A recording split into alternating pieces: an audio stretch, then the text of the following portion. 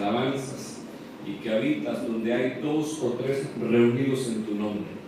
Señor, queremos ser instruidos por tu preciosa palabra. Te suplico, te ruego, Señor, con todo mi corazón, que traigas sobre nosotros una revelación que venga desde tu trono, desde tu boca, Señor, hacia nosotros, que nos hables, Señor, a tiempo y aún fuera de tiempo, que despiertes, oh Dios, nuestro espíritu, Señor, que despiertes también nuestro oído. Padre, en el nombre de Jesucristo te lo suplico, permite, oh Dios, que tu palabra preciosa se cumpla en nosotros, cuando dice que todos tus hijos serán enseñados por Dios y grande será el bienestar de ellos. Señor, queremos hoy ser enseñados por tu Santo Espíritu. Queremos recibir, oh Dios, el rocío de los cielos, la llovizna y la lluvia sobre nosotros. Queremos que abras las ventanas de los cielos y que envíes el maná que corresponde a este día, el pan nuestro de cada día. Dánoslo hoy. En el nombre de tu Hijo amado, Jesucristo, te lo suplicamos, Padre bueno. Amén, amén y amén. Gloria a Dios. Fíjense, hermano, que yo quiero platicarle con la ayuda del Señor, o al menos pues iniciar este tema que a lo mejor usted ya lo conoce. Yo se lo quiero compartir hoy. Batallando contra el asirio. No va a pensar que vamos a hablar de la guerra en Siria, va a ser otra cosa. Acuérdese que al hablar del anticristo, hay varios nombres que la Biblia le da que revelan pues características del mismo anticristo. Se le llama hombre de pecado, se le llama el hijo de perdición, el anticristo, el falso Mesías. También se le llama el asirio. Yo no sé si lo estudiamos alguna vez a nivel de iglesia o solo fue un discipulado en el que estuvimos hablando del espíritu del anticristo y vimos todos los epítetos que la Biblia le pone abajo. Fue en la iglesia, fue un discipulado fue así, ¿verdad? Teníamos el proyector ahí, ¿verdad? Por eso yo tengo la idea que quizás había sido en la iglesia, pero es que porque me acuerdo que lo proyectamos, pero fallaba. Bueno, al rato lo vamos a platicar con la congregación, para que miremos pues todas las facetas de lo que es o de lo que la Biblia dice acerca del anticristo, ese que va a venir y que el apóstol Pablo dice que hace una parucía y que su parucía, mire cómo imita pues al Señor Jesucristo, ¿verdad? Dice que su advenimiento, la palabra de advenimiento es parucía, es por obra de Satanás, dice el apóstol Pablo. Entonces, hemos aprendido que antes de que las cosas se materialicen, se dan primero a nivel espiritual. Entonces, sepa usted que el asirio o el anticristo, que como ya le dije, cada nombre describe una característica de ese personaje.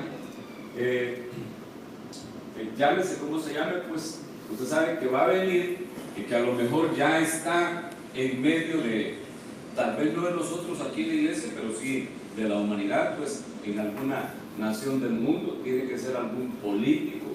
Algunos han buscado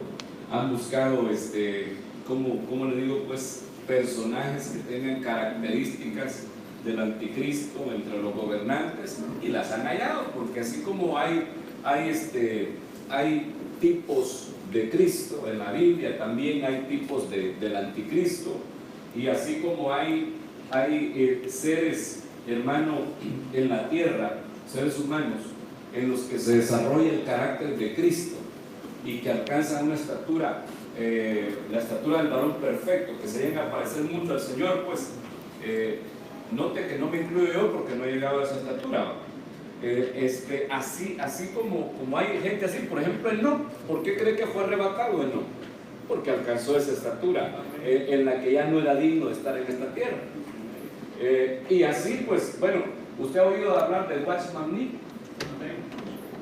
Watchman Nee se cree que fue arrebatado, porque dicen que no encontraron jamás el cuerpo, ¿verdad? A lo mejor podría ser. Y Watchman Nee, usted sabe que fue un hombre que él nunca escribió un libro, pero hay un montón de libros de él, de sus escritos, de la revelación que Dios le daba. Algunos le llamaron el apóstol Pablo de nuestros tiempos, al chinito ese, que es tremendo, hermano. Entonces, pues, pienso yo, que así como alguno puede alcanzar la estatura del varón perfecto y parecerse mucho a Cristo, y que hasta se pueda confundir a alguien y diga, no será Jesús ese hermano que está ahí, o ese ministro, así también por el lado de las tinieblas hay gente que tiene las características del mismo anticristo, porque ha sido engendrado por ese espíritu, ¿verdad?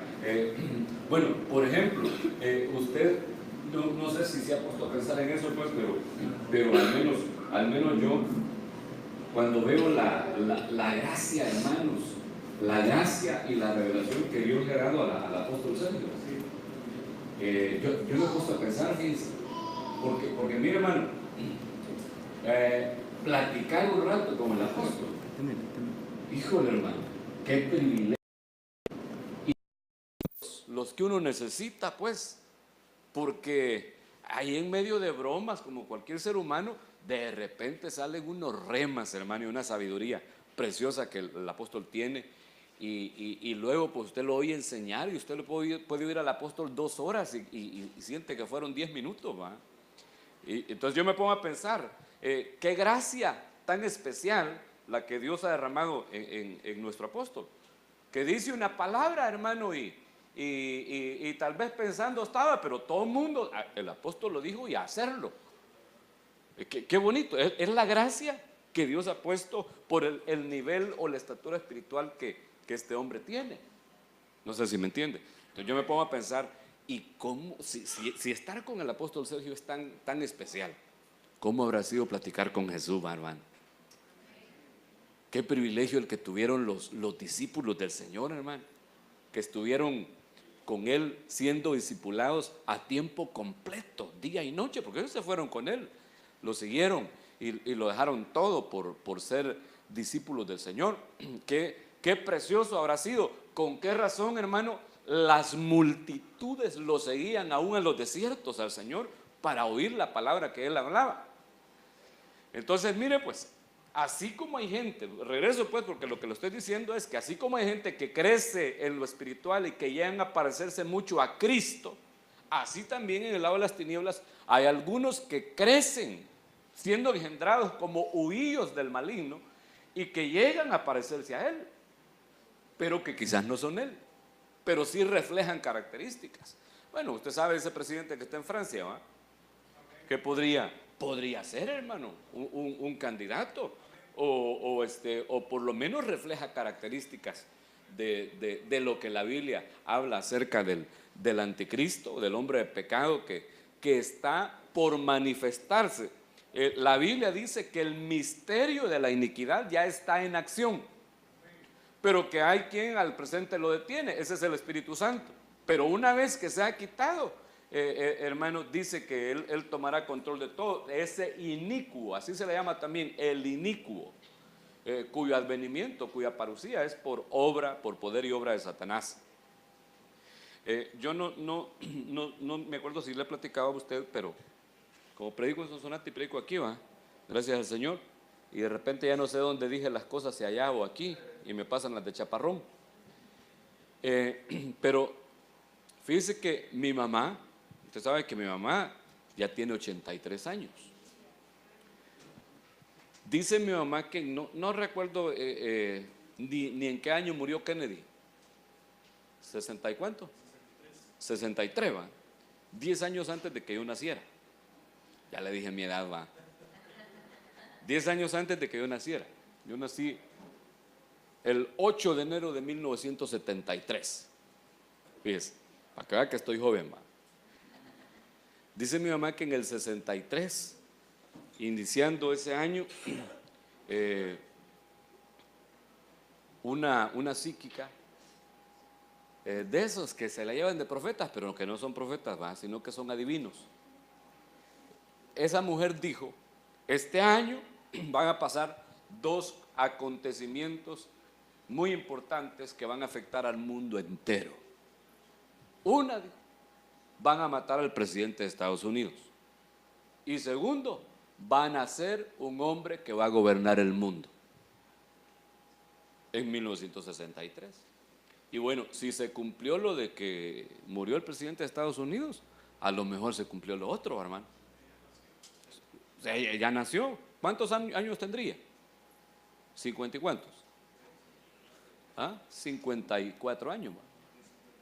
O 55 años. ¿Se imagina? Entonces, a lo mejor, usted mira un pipianón ahí de unos 55 años, podría ser, ¿va? Porque la Biblia dice que no tendrá amor por las mujeres. Entonces va a ser, a lo mejor va a ser del otro equipo, ¿va?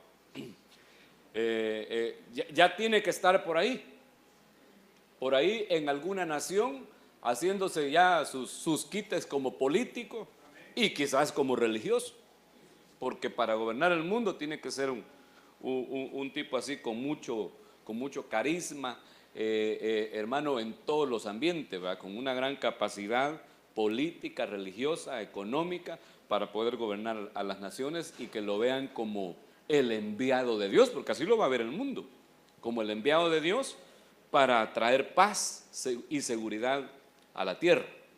Que Dios nos ayude. Entonces, una de las manifestaciones es que la Biblia nos da o uno de los nombres pues es el asirio. Por eso algunos han pensado que va a venir de Asiria. A lo mejor va a traer un espíritu así asirio, ¿eh? Y en Miqueas capítulo 5, verso 5, dice la palabra de Dios: Él será nuestra paz, o sea, el Señor Jesucristo. Miqueas está anunciando la venida del Señor Jesucristo. ¿Cuántos se han encontrado con el Señor Jesucristo? ¿Cuántos tienen paz en el Señor? Y eso nos habla también de reposo. Pero dice: Él será nuestra paz cuando el asirio invada nuestra tierra y cuando huelle nuestros palacios. Levantaremos contra él a 7 pastores y 8 príncipes del pueblo. Mire qué tremendo lo que dice: cuando el asirio invada nuestra tierra y huelle nuestros palacios. Esto cualquiera lo puede pensar y decir: pero es que eso lo está diciendo Israel. Sí, pero acuérdese que somos el Israel espiritual.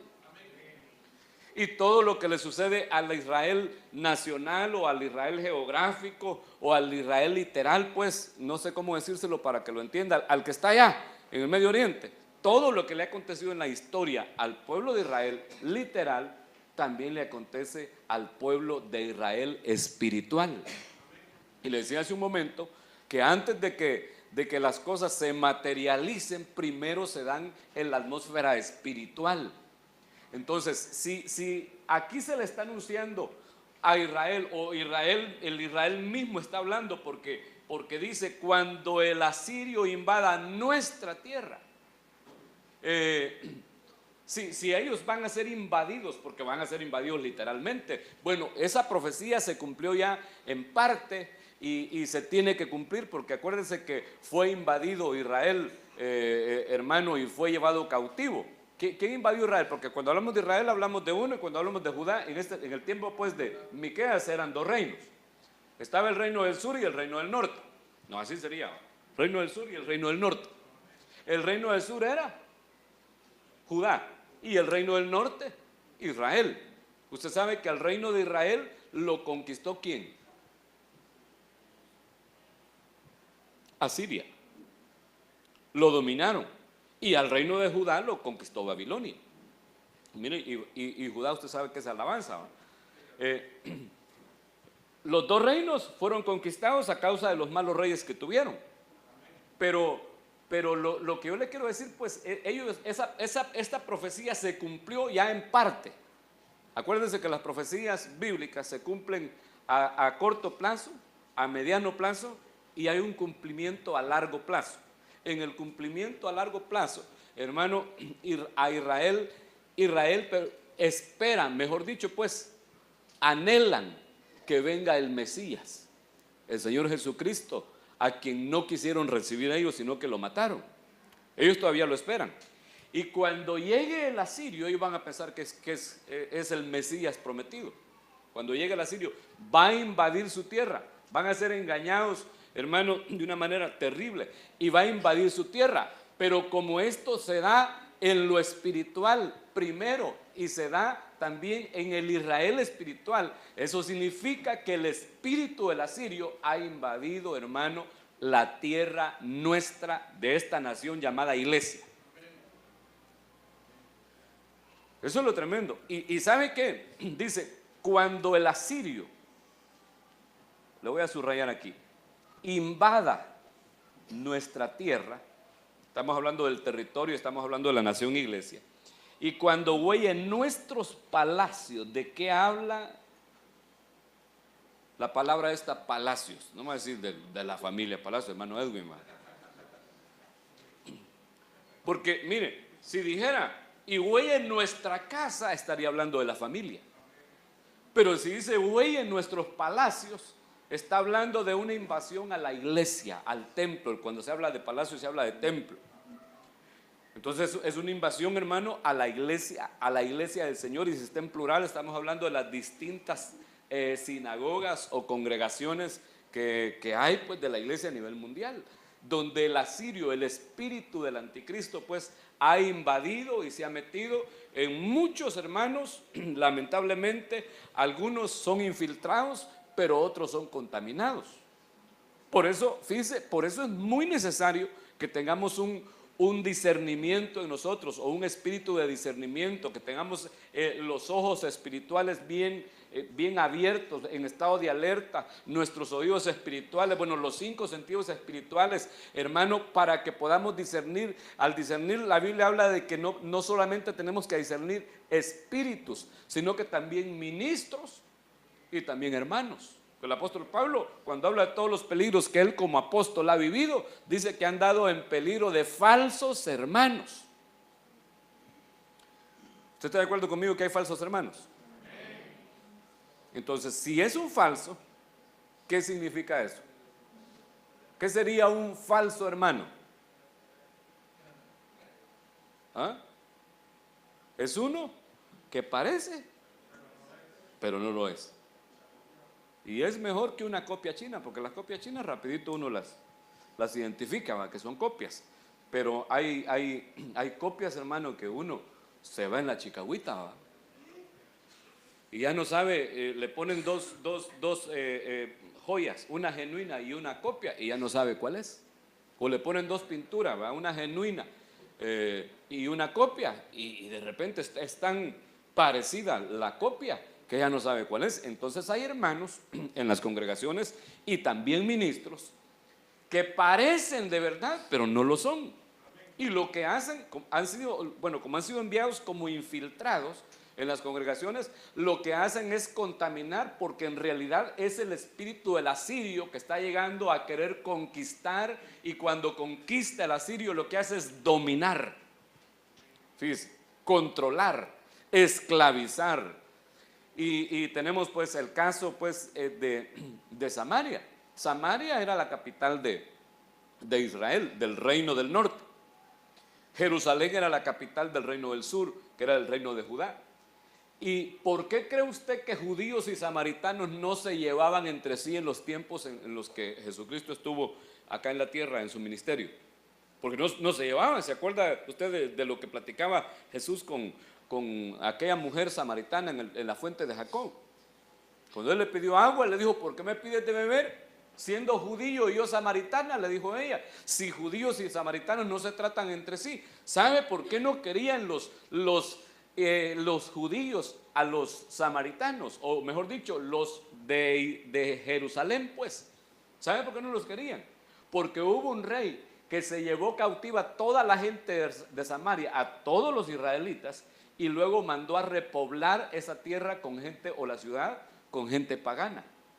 Entonces, con los que habían quedado ahí, se dio como una mezcla, y ya no eran ni chicha ni limonada. Pero ellos decían que eran israelitas. Entonces, los de Judá, que estaban en el reino de Judea, pues en Jerusalén, no aceptaban como parte del pueblo de Israel a los samaritanos, los tenían como gentiles y como paganos. Pero lo que sucedió fue que al ser conquistados, se les mandó otra gente. Es decir, se les mezcló la chusma, hermano, en medio de los que estaban en el pueblo, y ahí se echó a perder la cosa. Fíjense. Entonces, cuando en una congregación se mete ya sea un falso ministro o un falso hermano, lo que sucede es que comienza a mezclarse con los hermanos y a mezclar doctrina y a mezclar ideas y pensamientos, y nosotros debemos de tener mucho cuidado con eso, hermano, con aquellos que son de repente murmuradores o con aquellos que traen una doctrina que no es la que se enseña en esta casa o en la misión, porque tenemos, hermano, gente de la misión que nada que ver con la doctrina, lamentablemente, ¿va? Nada que ver con la doctrina, y es gente de la misión. Y no estoy hablando solo de nuestro país, pues porque en nuestro país yo creo que poco tiempo llevamos siguiendo pues la doctrina de Benecer y aprendiéndola, porque la doctrina es algo que lo tenemos que aprender a diario y practicarla, y no es algo que lo asimilamos completamente de la noche a la mañana. Pero hay algunos, hermanos, que cómo les cuesta con la doctrina. Y debemos de tener mucho cuidado. Por eso la Biblia dice, si alguien viene con otra doctrina, no lo recibas en casa, ni le digáis bienvenido. Porque viene con otra doctrina. Y lo que va a suceder si trae otra doctrina es mezclar la doctrina que usted tiene y hacer otra cosa que ya usted va a parecer un samaritano. Ya no va a ser ni chicha ni limonada, lamentablemente. Entonces debemos nosotros de tener cuidado, porque según este verso, ese espíritu está invadiendo los palacios, es decir, las congregaciones, las iglesias. Está invadiendo nuestras tierras, y que el Señor lo reprenda.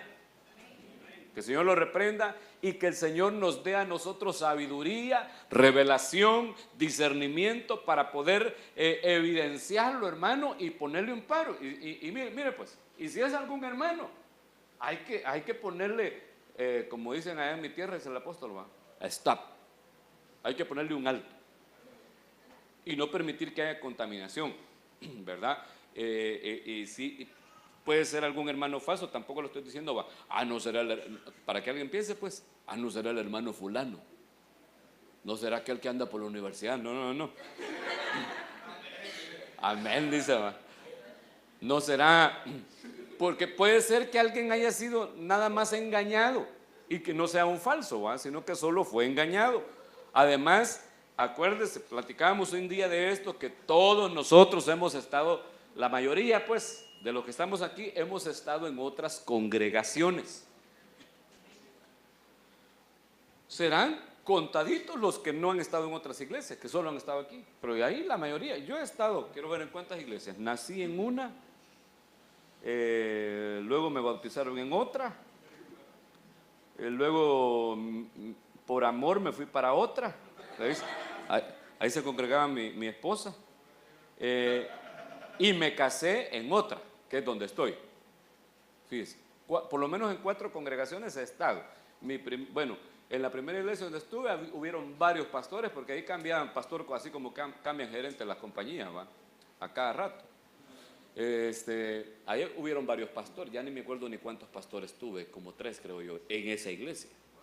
Luego el que me bautizó fue hermano Guayito Contreras, allá en la Asamblea de Dios de la colonia San Genaro. Luego tuve como pastor a mi hermano mayor, hermano Saúl Magaña, que estuvo predicando aquí la otra vez con usted. Después tuve como pastor a otro hermano en esa misma iglesia, que se llama, ¿cómo se llama? No, allá en la Salín. Hermano Rufino Hernández, él es el pastor todavía allá en la iglesia Salín, él fue mi pastor. Después, cuando nos echaron de ahí, con el apóstol Salomón, nos fuimos a Josué. Pues 5 iglesias, hermano. Gracias, hermano, los 5 ministerios. Ahí tuve otro pastor, un hermano que decía, dale un aplauso al Señor. Así decía él, un aplauso. No le voy a decir el nombre, porque ese hermano, bueno, mejor no le cuento. Yo creo que no era pastor el hermano.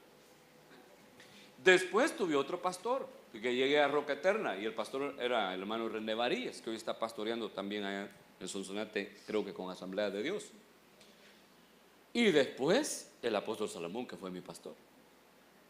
Entonces imagínense, todo lo que, me estoy poniendo yo de ejemplo, ¿va? Todo lo que yo podría arrastrar en mi vida en cuanto a la doctrina, hermano, todas ¿cómo le digo pues?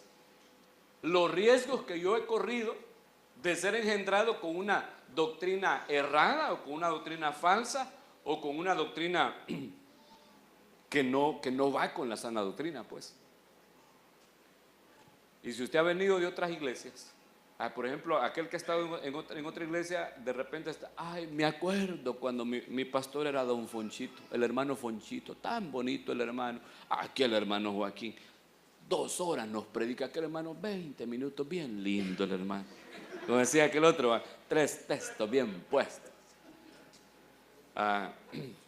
Y viven algunos también añorando, y el estar añorando el pasado no les permite ser engendrados en la doctrina, ni como hijos espirituales en esta casa. Por eso, hermano Jorge, va, que usted solo que ha venido, hermano Jorge. No hay otra, va. El hermano Jorge es un hijo que va a ser engendrado en esta casa poco a poco, así, solo con esta doctrina, gracias a Dios. O los muchachos, los jovencitos, pues, que aquí han crecido. El caso de Jorgito, por ejemplo, que hayan estado en el área de niños aprendiendo la doctrina y hoy la están enseñando. Aquí han nacido. No tienen, estos hipotes, por ejemplo, usted les habla de los 5 ministerios, no tiene ningún problema con eso. Pero alguno que viene de varias congregaciones, como en mi caso, pues, y que ya tiene sus años, más que dice el refrán apostólico del apóstol Salomón, que el loro viejo no aprende a hablar. Nos cuesta aprender algo en cuanto a la doctrina y siempre tenemos un problema. Como me dijo una vez un hermano, es que esas Biblias que ustedes usan no son las correctas. La Reina Valera 60. Esta es la buena. Amado hermano.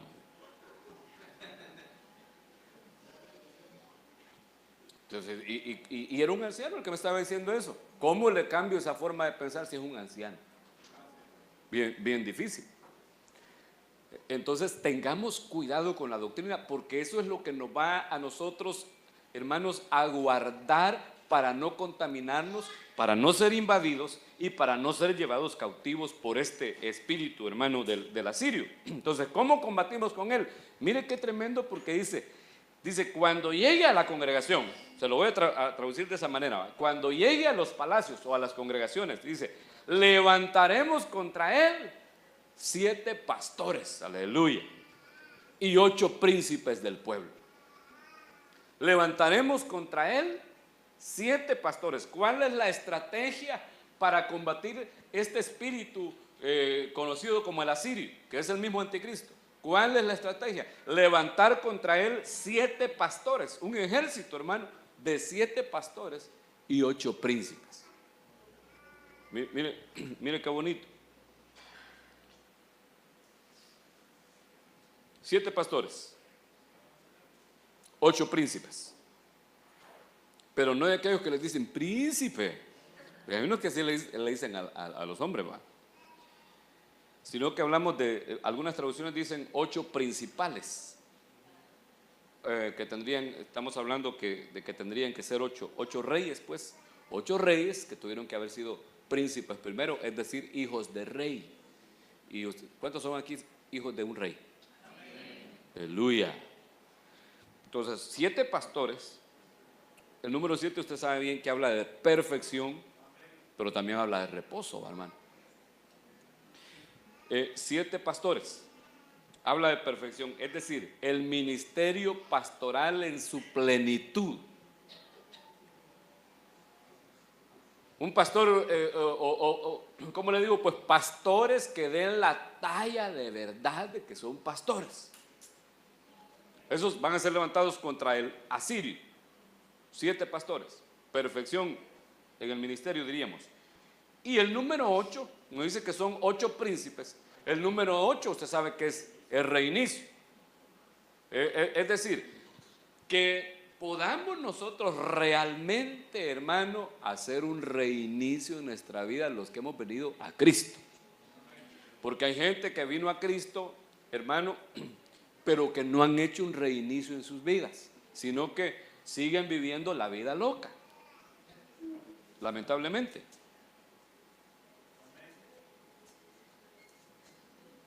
Y hermano, nosotros tenemos una vida nueva en Cristo. Tendríamos que tener una vida nueva en Cristo. Tendríamos que andar en novedad de vida. Que pudiéramos cantar bien esa canción, ¿va? He decidido seguir a Cristo, porque hay una parte que dice: la vida vieja la he dejado, no vuelvo atrás y no vuelvo atrás. Que se note pues en nosotros que somos otra onda en el mundo. Un reinicio completo, pero completo, hermano, para que podamos tener el 7, que es perfección y reposo, y que podamos tener ese reinicio en el Señor, en las cosas de Dios. Ay, no me dice amén usted, va. Es decir, usted no se parece mucho al que era antes de conocer a Cristo. Poquito, va. De vez en cuando se le sale el viejo hombre, se le sale el indio, y la india también, hermano, de vez en cuando. Pero tendríamos definitivamente que hacer un reinicio. Entonces la sumatoria, fíjese, al sumar, porque si son 7 pastores y 8 príncipes, hacemos una sumatoria de 15, un ejército de 15. ¿Y el 15 qué significa? Plenitud de gracia, misericordia. Porque hablamos de 5 más 5 más 5, es decir, el 5 es gracia, ¿verdad? La gracia del Padre, la gracia del Hijo, la gracia del Espíritu Santo. Pero fíjese que también, ahí creo que le puse el significado del 15. Pero fíjese que también esos 15, hermano, habla de 15 características que tienen que tener los ministros y la iglesia del final para poder enfrentarse al espíritu del asirio. Fíjense, porque dice que son 7 pastores. Y entonces al estudiar la palabra de Dios y buscar pastores desde Génesis hasta Apocalipsis, en el Antiguo Testamento, desde Génesis hasta Malaquías, encontramos por lo menos 7 pastores que hicieron lo bueno delante de Dios. Porque si son 7 pastores, hablamos de gente pues que podría alcanzar el nivel 7 o el nivel perfección. Usted sabe que hay muchos pastores en la Biblia, pero muchos son descalificados porque no eran, tal vez no eran en sí pastores, sino que eran asalariados de otros, es decir, pastoreaban las ovejas de otros, no tenían ovejas propias. Y otros pues que no eran pastores y que tal vez tenían ovejas. Usted sabe que hoy hay gente que no son pastores y que están en una iglesia pastoreando y no son pastores. Y también hay gente que son ministros genuinos, llamados por el Señor, y no están pastoreando una congregación. Fíjese. Así en aquel tiempo había gente que pastoreaba ovejas, pero que no eran pastores. Y además, para ponerlos en esta lista pues de pastores, para encajar a esos 7 que Miqueas dice que se van a levantar contra el espíritu del asirio, 7 pastores. Ahí encontramos a Abel, que fue pastor de ovejas, el primer pastor de ovejas fue Abel.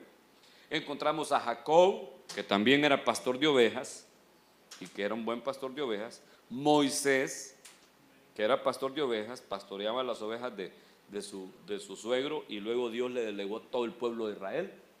Y era un pastor, Moisés, no cualquiera, pues se acuerda que el apóstol Sergio estuvo enseñando de que Moisés llevó las ovejas más allá del desierto. y en ese tiempo Dios se le apareció y habló con él. Entonces, David, hermano, tremendo pastor, el rey David, que era pastor literalmente de ovejas, pero también espiritualmente. José, que también fue pastor de ovejas, José el hijo de Jacob. Amós, este Amós no es ¿cómo es? No es ¿cómo se llama? El padre del profeta Isaías. Pues es con Z, ¿va? Amós con Z. En la Biblia hay Amós con Z y hay Amós así como está ahí, con S y con tilde. Este es mencionado como un pastor en la palabra de Dios. Y a Ciro, que también, usted sabe que Ciro era un rey pagano, pero Dios le llama mi pastor.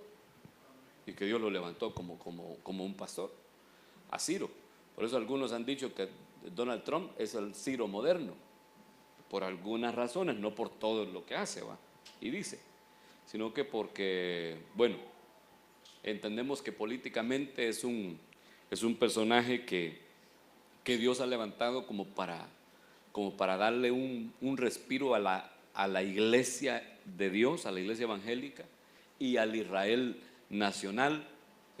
Donald Trump los está apoyando mucho y entendemos que es Dios el que pone y quita reyes en Estados Unidos. Todavía no entienden cómo es que Donald Trump ganó la presidencia, porque todo el mundo estaba seguro que lo iba a ganar la señora.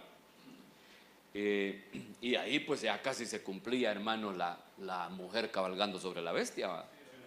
Si ganaba las elecciones a la señora. Ojalá que no hable español y no me entienda, ¿va?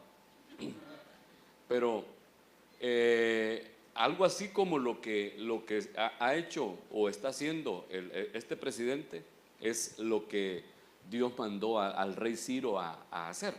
Por eso es que Ciro entra no entre los príncipes, sino que entre los pastores, porque literalmente Dios lo llama mi pastor, a Ciro.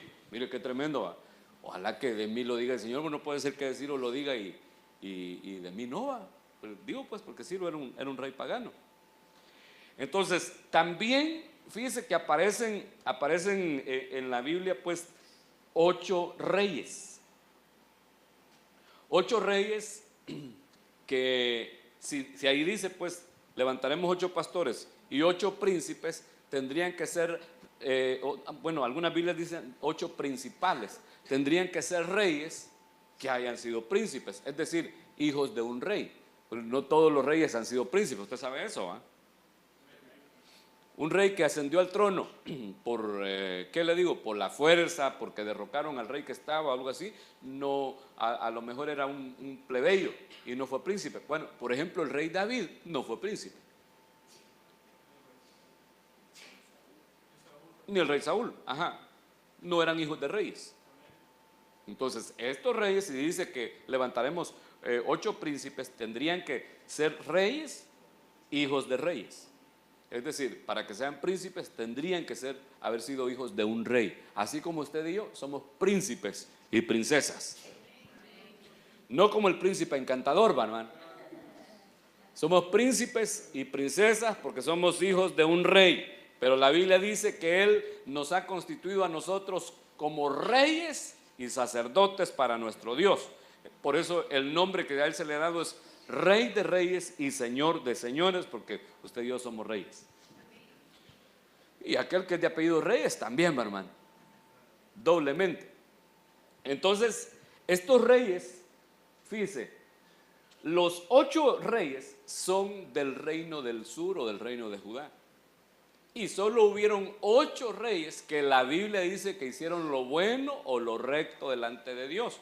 Solo 8 del reino de Judá, ninguno del reino de Israel, ninguno. ¿Sí?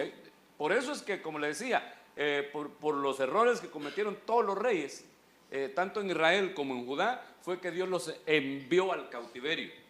Dios los metió, hermanos, a que los dominara otra nación. Y desde ese tiempo en que Dios permitió el cautiverio en el pueblo de Israel, ellos no pudieron ser una nación hasta el siglo pasado. Fíjense, desde ese tiempo, ellos ya no pudieron ser una nación independiente. Hasta en el año 1948, de nuestra era. es decir, después de Cristo. Ellos pasaron, fíjense que no he hecho cuentas de cuánto tiempo el pueblo de Israel estuvo sin ser una nación. Solo de aquí al tiempo de Jesucristo hay casi 2000 años. Bueno, 2000 años al nacimiento de Cristo. Fíjense. Y de ahí para atrás, 400 años de silencio hasta los profetas. Estamos hablando ya de como de 2500 años. Más todo el tiempo que ellos estuvieron en cautiverio allá en Babilonia y en Asiria. Tremendo, hermano. Y desde entonces Dios no les permitió ser una nación por los errores que cometieron los reyes. Por eso, hermanos, qué importante es que como líderes sepamos asumir la responsabilidad que Dios nos ha delegado. ¿Se imagina usted la maldición que ha caído sobre nuestro país por los últimos gobiernos que hemos tenido? Y no se lo estoy diciendo porque yo sea arenero, yo no soy político, hermano. Ni sigo ninguna tendencia política. Tengo ya bastante de no ir a votar porque no creo en ninguno. Y que a lo mejor le estoy haciendo el favor a saber a quién va, al no ir a votar. Pero por ejemplo, no me siento responsable por el presidente que tenemos porque no voté yo por él. Si usted votó, usted tiene ese cargo en su conciencia, pero yo no. Pero sí voté por el anterior. Fue la última vez que yo fui a votar. Y mire, nos han puesto al Monseñor Romero en todo, hermano. Hasta en Sonzacate lo tienen ya. Solo falta que lo vengan a poner aquí a Cajutla, que es una puerta. Lo tienen en el aeropuerto, lo tienen en la entrada principal hacia occidente de San Salvador, Boulevard Monseñor Romero. Y son decisiones que los líderes, los reyes, los principales han tomado y que, mire, ellos ya no están en el gobierno, pero las decisiones que tomaron las seguimos llevando nosotros. Hasta se murió, dicen, don Francisco Flores, y usted sigue cargando con los dólares. Fíjese, no tuviéramos dólares, en vez de $1 usted tuviera 10 colones. Es más dinero. Pero bueno, ¿para qué le hablo de cosas que usted ya sabe y que a lo mejor nos cargan de angustia? Que Dios nos ayude. Pero las decisiones que un principal toma, hermano, son muy importantes. Las acciones, todo lo que hace un líder, qué importante es que sepa que va a repercutir en el pueblo que le han delegado para que dirija. Eso tiene que ver con los pastores, porque los ministros, porque tanto los principales como los 7 pastores y los 8 príncipes hablan de ministros. Fíjense, y de líderes en las congregaciones y de líderes en los hogares, cabezas de hogar. ¿Cuántos son cabezas en su hogar? Bueno, las decisiones que nosotros como cabeza de hogar tomamos van a repercutir para toda la vida en nuestros hijos. Fíjense. Y las decisiones que usted toma pues como líder en alguna área van a afectar al grupo que usted está dirigiendo. Las decisiones y acciones que yo pueda tener como ministro, como líder que Dios ha delegado en esta casa, van a afectarle a usted, hermano, definitivamente le van a afectar. Y muchos ministros no entendemos esa responsabilidad tan grande que tenemos delante de Dios primero y luego con usted. Fíjese. Por eso es que aquel hermano que anhela obispado, buena obra desea. Pero el apóstol Pablo pone un montón de requisitos, que yo creo que serán raros y contados los que los logran, ¿cómo le digo? Los que logran encajar en ese perfil, porque a mí me cuesta, hermano. Y uno de repente comete errores. Pero saber, pues, hermano, que usted puede ser llevado a cautiverio espiritual por una mala decisión mía. Mire qué responsabilidad más grande. Por eso es que aquel que anhela obispado, que lo piensa, dice el apóstol Pablo. Es una buena obra, pero hay una responsabilidad grandísima delante del Señor y delante del pueblo. Estos reyes hicieron lo recto delante del Señor, esos 8. Pero todos los demás hicieron lo malo. Y entonces las repercusiones vinieron sobre el pueblo y las siguen teniendo hasta la fecha, hermano. Mire qué tremendo. Qué terrible. Entonces, al estudiar estos reyes, usted se podrá preguntar, va, pero bueno, ¿y por qué no aparece el rey Salomón ahí?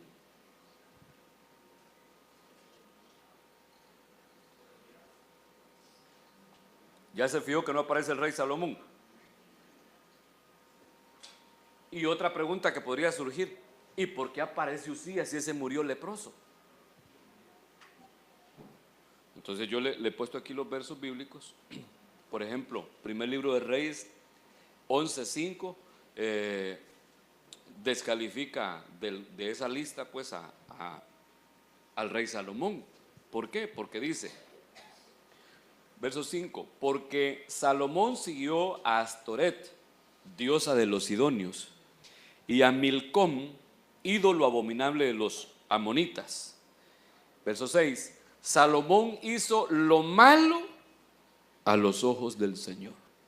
No dice que hizo lo bueno, sino que lo malo. Los versos anteriores, si usted los lee en el contexto, dicen que Salomón, cuando ya era viejo, se perdió por causa de las mujeres y que ellas lo llevaron a adorar a otros dioses. Entonces dice el verso 6, Salomón hizo lo malo a los ojos del Señor y no siguió plenamente al Señor como lo había seguido su padre David. Entonces Salomón edificó un lugar alto, es decir, un altar a Quemos, ídolo abominable de Moab, en el monte que está frente a Jerusalén, es decir, enfrente de la ciudad santa. Ahí puso Salomón el altar para el dios Quemos. Y a Moloc, ídolo abominable de los hijos de Amón. Los amonitas tenían este ídolo que era abominable delante de Dios, Moloc, y si usted sigue leyendo se va a dar cuenta que hizo un montón de altares Salomón para que se adoraran a otros dioses.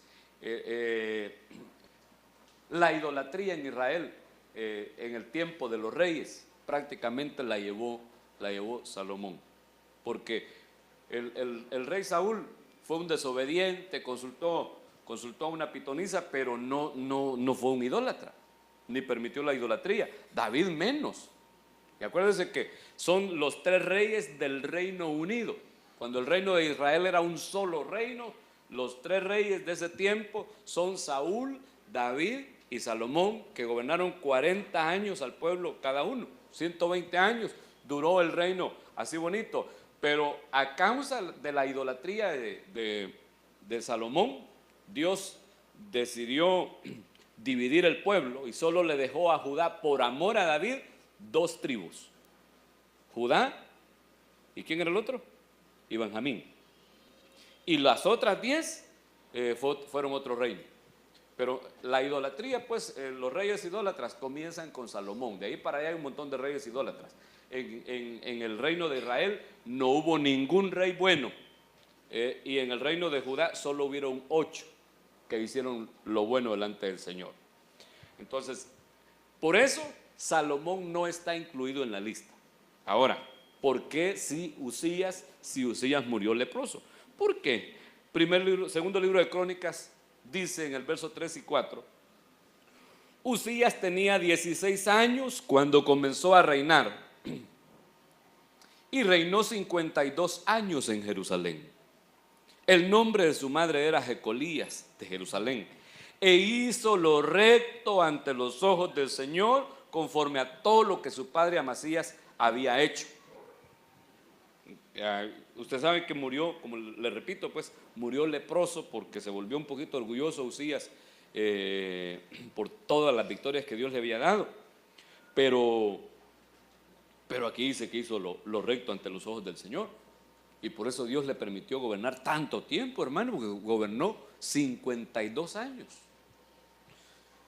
en Jerusalén. Usías es el mismo Azarías, ¿verdad? Aquí en Crónicas aparece como Usías, y en Reyes, en el libro de los Reyes, segundo libro de los Reyes, aparece como Azarías, es el mismo. Y en los 2 libros dice que hizo lo recto ante los ojos del Señor. Entonces, por eso Usías está ahí incluido en esa lista. Entonces, esa lista de reyes que le mencioné y de pastores, hermano, hay que estudiarlos a cada uno de ellos. y mirar las características, no solo de su nombre, porque el significado del nombre nos tiene definitivamente un mensaje en la palabra de Dios, sino que también la vida que ellos llevaron acá en la tierra y los hechos pues por los que aparecen ahí en la palabra de Dios, para que nosotros podamos entender las características que necesitamos en este tiempo como iglesia, y obviamente también los ministros de este tiempo, para poder enfrentar al asirio, para poder enfrentar ese espíritu, hermano, que viene a contaminar, le decía, y que viene a controlar y a esclavizar, hermano, a obligarnos a hacer algo que no queremos hacer y a no dejarnos hacer algo que sí queremos hacer. Por ejemplo, ¿no le ha pasado a usted que se quiere venir al culto y no puede? Y no porque tenga que trabajar, a veces porque tiene que ir a trabajar, ¿va? O el caso pues de alguien que pueda estar enfermito, ¿va? Bueno, al doc, por ejemplo, le tocó turno el miércoles, ¿va? Pero a veces uno quiere y no lo deja la pereza, ¿va? Ese es el espíritu de Asiria, controlando, esclavizando, metiéndose en nuestra vida. Uno de repente dice, ay, hoy es viernes, voy a ir el domingo. Ahí voy a ir al cine el sábado y el domingo al culto, y ahí me reengarcho y me repongo. ¿Me entiende? Ahí hay un espíritu que está esclavizando, obligándonos a hacer algo que en realidad no quisiéramos hacer, pero lo terminamos haciendo. ¿Amén o no amén? Entonces necesitamos nosotros las características de los 7 pastores y de los 7 príncipes en nuestra vida para poder de esa manera enfrentar al asirio. Entonces, comencemos con como hoy no puse el gorgorito aquí, ¿va, hermano? Se me olvidó. Comencemos con Abel, pero difícilmente terminemos al Abelito, hermano, sí. Hay tanto que platicar del hermano Abel. El primer pastor de los 7 pastores definitivamente es Abel. Ahí se lo ponía en la lista, Abel, que en Génesis 4:2 dice que era pastor. Después dio a luz a su hermano Abel, y Abel fue pastor de ovejas y Caín fue labrador de la tierra.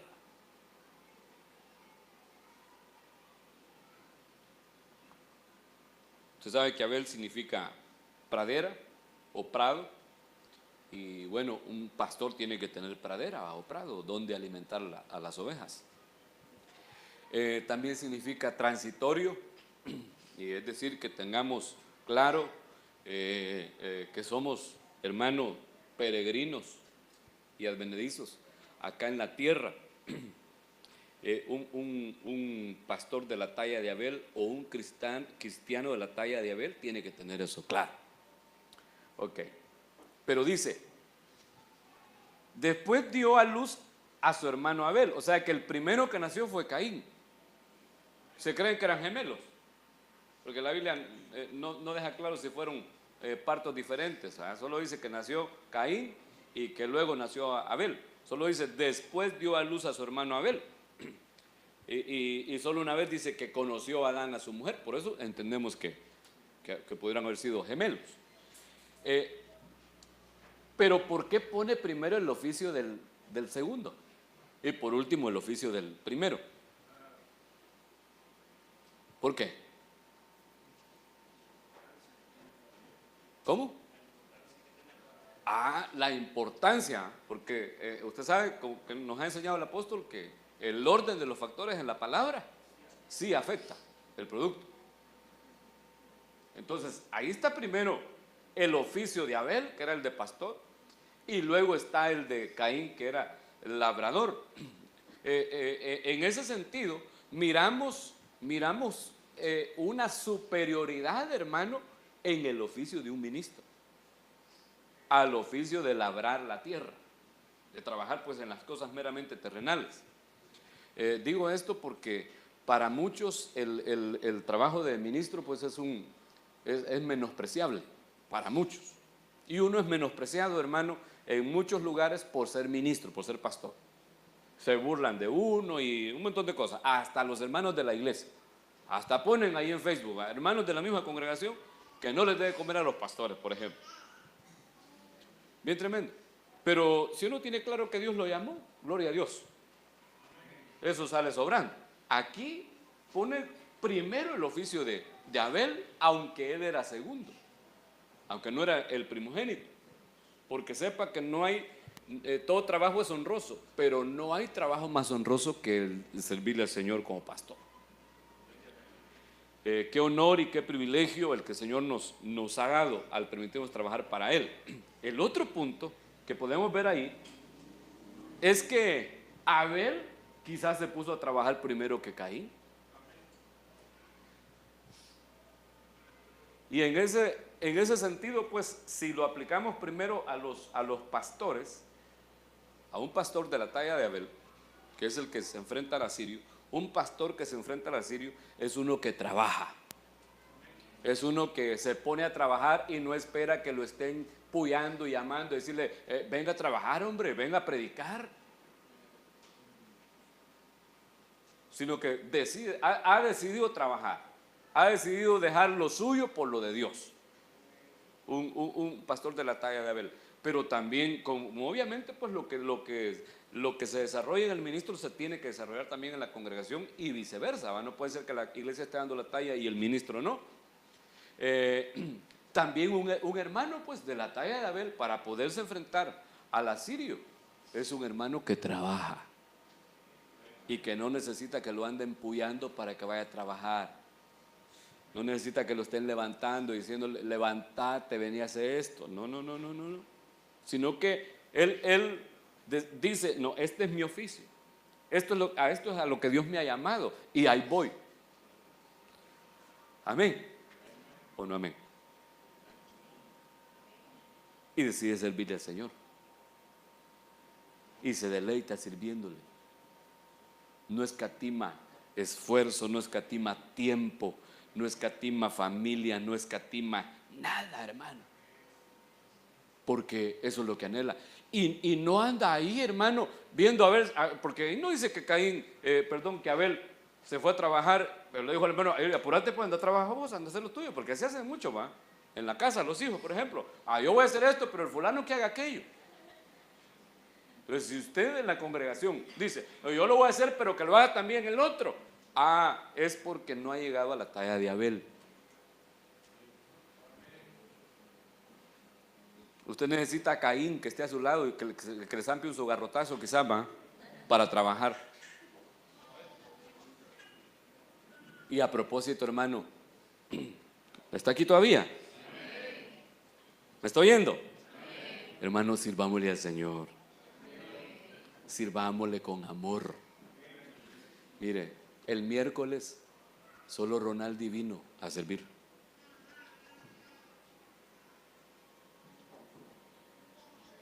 Solo Ronaldi vino. Solo. Y yo sé pues que toda la bendición se la llevó él, si lo hizo gozoso y alegre, si no se amargó porque usted no vino. Pero, ¿viniste a ayudarle, Sandrita? Ayuda idónea, vamos. Pero a uno te toca los miércoles, ¿va? No, pero usted sabe que el amor por la obra del Señor es grande. Gracias al Señor. Pero solo creo que vino Sandrita y la gemelita, va, Ronaldo. Después vino hermana Rosita. Bueno, ¿y hermana Rosita, hermano? No vino el miércoles a servir, pero no vino al culto, ¿va? Vaya, y hoy tampoco. Va. Si nos está viendo por el video, la saludamos. Esperamos que esté bien, hermana Rosita. Pero sirvámosle al Señor, hermano. No esperemos que alguien se ponga a servir, sino que vayamos primero. Abel inicia primero. Abel se pone a trabajar primero. Abel es así, hermano, sin andar viendo si trabajan o no los demás, él se pone a trabajar. Amén. Alguito más de Abel, ya faltan 5 minutos, ¿va? Para las 8:30. Y no lo voy a sacar más tarde a las 8:30, no se preocupe. Génesis 4:4. También Abel por su parte trajo de los primogénitos de sus ovejas y de la grosura de los mismos. Y el Señor miró con agrado a Abel y a su ofrenda. Mire, esa ofrenda de Abel, hermano, mire, ¿cuánto hace que Abel presentó esa ofrenda? ¿Cuánto hace? De aquí a Cristo, 2000 años. Al nacimiento de Cristo, 2000 años. De Cristo a David, 1000 años, van 3000. De David ¿a quién? A Abraham, otros 1000 años, van 4000. De Abraham a Noé, otros 1000 años, 5000. De Noé a Adán, 1000 años, 6000 años. Y todavía se habla de esa ofrenda. Mire, seguimos hablando de la ofrenda de Abel. Entonces, mire, los Abel ofrendan. Los Abel ofrendan y saben hacerlo. Porque Caín también ofrenda, pero no sabe cómo hacerlo. No sabe cómo agradar a Dios con la ofrenda. Fíjese. Y si lo aplicamos a los ministros, hermano, porque más de algún pastor me está viendo por las redes o por la televisión, si lo aplicamos a los ministros, los pastores no podemos estarle enseñando a la gente a ofrendar y a diezmar y nosotros no hacerlo. O sea, ¿cómo es eso? Que yo le voy a decir, hermano, usted tiene que ofrendar y diezmar para ser bendecido y yo no. ¿Me entiende? No puede ser de esa manera. Entonces, bueno, un día de estos en una reunión de pastores decía el apóstol Salomón, no me acuerdo ni de qué estábamos hablando en la reunión o de qué estaba hablando él, pero mencionó a esta iglesia y les dijo a los pastores el apóstol, porque les digo una cosa, dijo, la iglesia de Acajutla diezma la iglesia y diezma el pastor, dijo. Entonces yo entendí que ellos no lo hacen. Fíjense, pero eso es lo que a nosotros nos bendice, ¿verdad? Y que gracias a Dios estamos ahí siempre tratando de ser responsables en esa área. Pero un Abel es uno que sabe diezmar y ofrendar correctamente y lo hace, hermano, con todo el corazón, con gozo, con alegría, con entendimiento para con Dios, tanto que Dios se agrada y recibe su ofrenda. Y cuando la recibe, entonces vienen los otros y se enojan, los Caínes, se enojan porque Dios le recibe la ofrenda a Abel, que llega quizás con sencillez de corazón delante de Dios, pero con un corazón contrito, humillado, agradecido y presenta su ofrenda delante del Señor. Y mire, qué bonito, hermano. Qué bonito la forma como Abel se presenta. Ahora, ¿qué es lo que Abel lleva de ofrenda?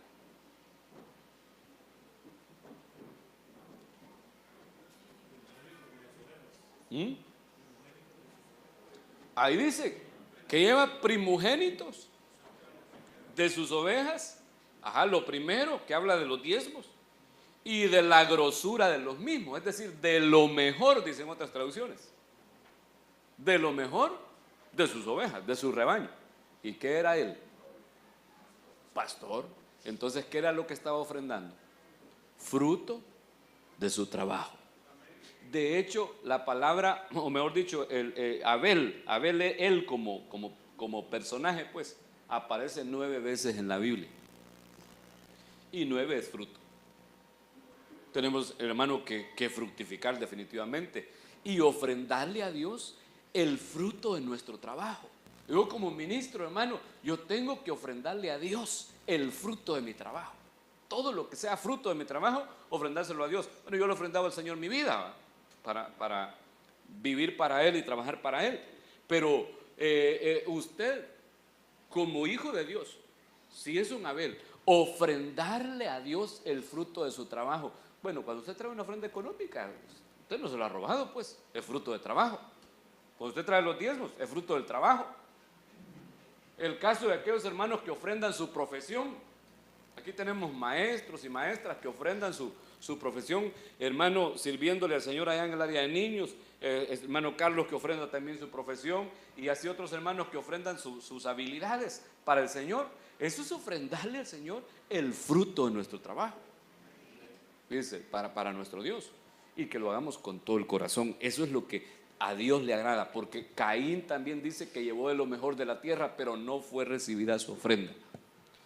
Usted sabe que la tierra Dios la había maldecido, pues sí, y eso era lo que él estaba ofrendando. Entonces Hebreos 11:4 dice: por la fe Abel ofreció a Dios un mejor sacrificio que Caín, por lo cual alcanzó el testimonio de que era justo, dando testimonio de sus ofrendas, y por la fe, estando muerto, todavía habla.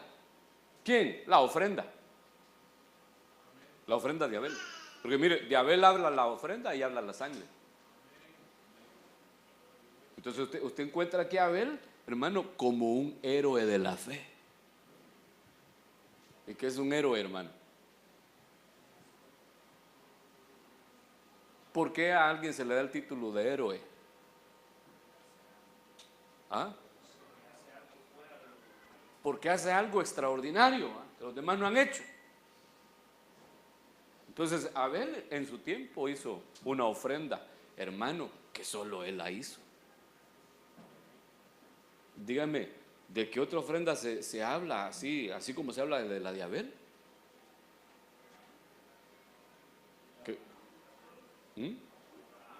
De Abraham. Como una ofrenda, porque ofrendó a su hijo. Pero este Abel, hermano, dice que por esa ofrenda que presentó alcanzó testimonio de que era justo, es decir, que fue justificado por una ofrenda. Igual que usted y yo, que hemos sido justificados por una ofrenda. ¿Cuál ofrenda? La ofrenda del Padre que ofrendó a su hijo. Y a través de esa ofrenda nos justificó a nosotros. Y también dice Romanos: justificados pues por la fe, tenemos paz para con Dios. Es decir, que Abel llegó a ser un hombre de paz, alcanzó paz. Por eso es que cuando Caín lo mató no le ofreció resistencia. Porque ya no voy a alcanzar a darle esos versículos porque ya marcó más de las 8:30 el reloj. Pero mire hermano, si usted anda peleando, no es Abel, es Caín. ¿Ha visto un pastor pleitisto? No es Abel, es Caín. Hay que me perdone el hermano Caín, hay un pastor por ahí que se llama Caín. Pero es un Abel el hermano. Le pusieron Caín, pero él debería llamarse Abel. Mire, Abel no le ofreció resistencia a Caín.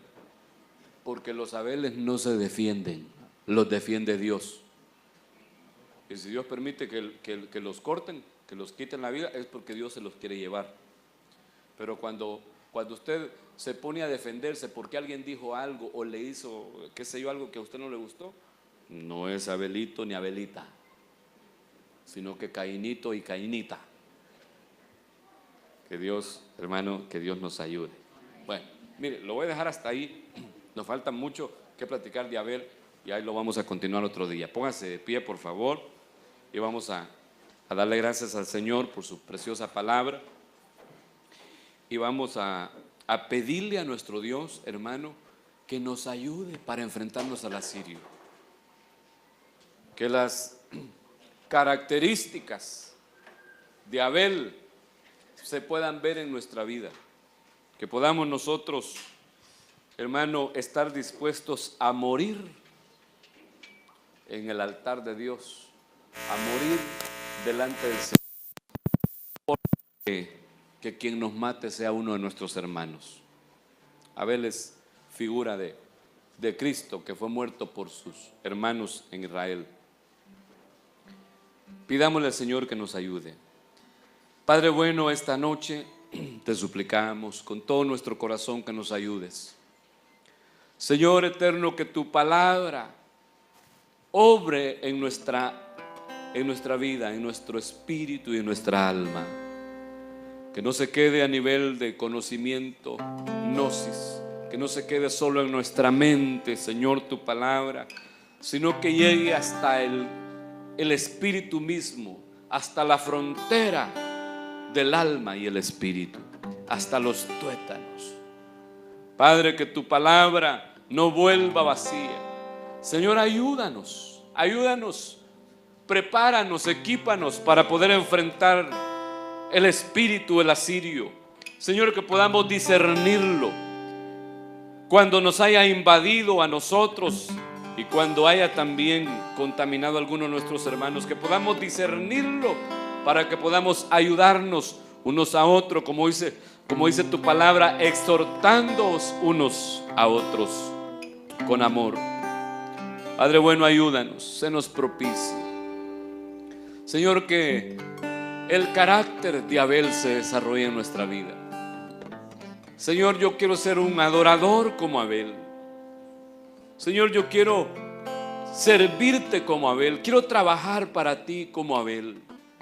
Señor, con iniciativa, no esperando que me manden, que me jalen, Señor, sino que quiero hacerlo yo con un deseo vehemente en mi corazón de agradarte a ti. Ayúdanos, Señor, pon en nosotros ese anhelo, esa convicción de servirte con todas nuestras fuerzas y con todo nuestro corazón, ese deseo de trabajar para ti y de ofrendarte a ti el fruto de nuestro trabajo. Señor, ayúdanos, porque eso nos va a permitir enfrentar al asirio con el carácter en el nuestro como el de Abel. Señor, en el nombre de Jesucristo, ayúdanos, Señor eterno, que todo aquel que esta noche está delante de ti orando y suplicándote, Señor, que obres un cambio, una transformación en su vida, porque la palabra le ha confrontado. Señor, ahora te pido que recibas esa oración, que le oigas y que le auxilies. Padre, que le envíes tu luz para guiarle a tus moradas eternas. Es decir, que le mandes tu revelación, que le alumbres el entendimiento con tu palabra, Señor amado, para poner por obra todo lo que tú nos enseñas. En el nombre de Jesucristo te lo suplico. Bendice a este pueblo santo que hoy ha estado en esta casa adorándote. Bendice a aquellos que nos siguen por las redes y nos ven por la televisión. Señor, que tu palabra, Señor, haga una obra en cada uno de ellos. Y despídenos en paz, Señor, que vayamos con bien a nuestros hogares. En el nombre de Jesucristo. Amén. Amén y amén. Le damos un fuerte aplauso a nuestro Dios, hermano. Que Dios